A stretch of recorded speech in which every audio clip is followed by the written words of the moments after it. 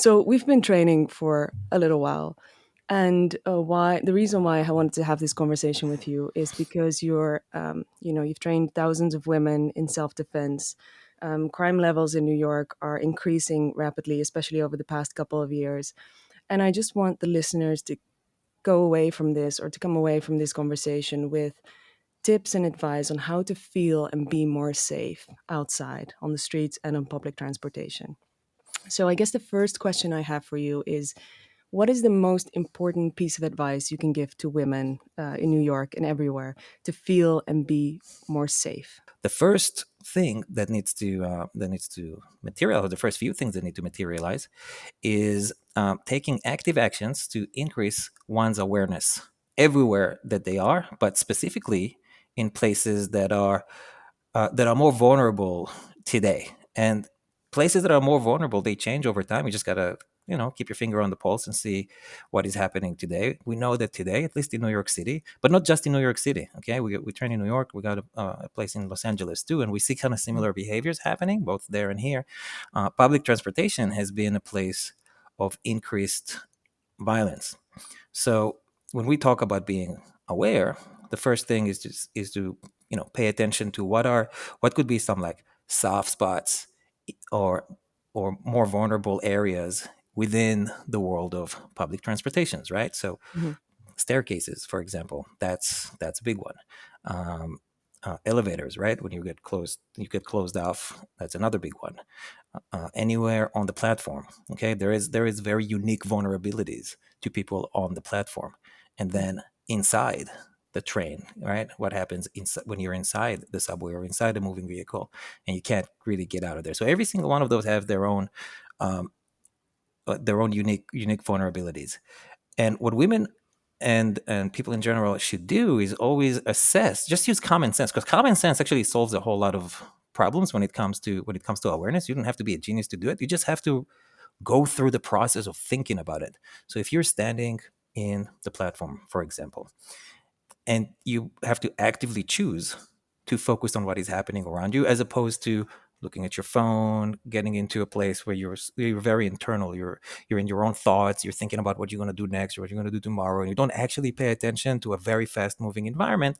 Until you're going to become more vulnerable. So the first action that needs to happen is to become present. Okay, become present in the moment and see what happens, and then actively ask yourself the question: is there anything here that makes me feel uncomfortable? Now, just by asking yourself that question, you will start seeing things and recognizing things that you may have not even recognized if you didn't take the time to ask yourself that question. And what are those things that make you feel uncomfortable? We call them red flags. A red flag is anything, right? Any behavior that doesn't quite fit the time or the location, and it raises an emotion for you. Okay? So one is to decide to be present, right? That's, I guess, one major tip, to decide to be present. The second major tip is to trust your own intuition if things make you feel uncomfortable. And if you are present and your intuition is telling you that something is off, the third one is to act on it. And the great thing about acting on a feeling before things become violent is you don't actually face the assault. You don't actually face the violent.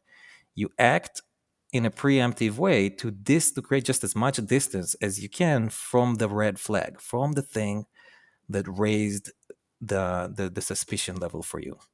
Now, here's the beauty of that, and let me know if I'm going a little too long over this. If No, you want no, to go go ahead. forward, yeah. But here's the beauty of it, right?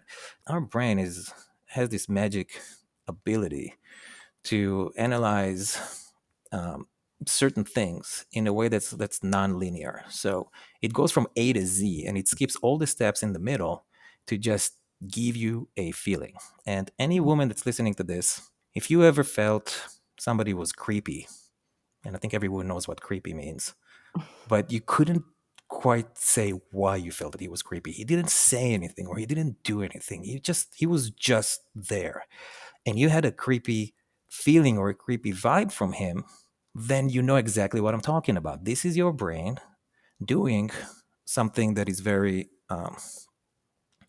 very primal, very, very old. Okay, it's part of our like really old survival mechanism, where Right. your And so brain analyzes. Yeah, it it's analyzes about instinct, right? yeah, it analyzes nonverbal cues and body language, and it puts all of those together, and it all happens in the back. So it's not in the front. Like you're not taking a conscious effort to recognize and label all of these things. This is happening in the background, and the result of that is a feeling.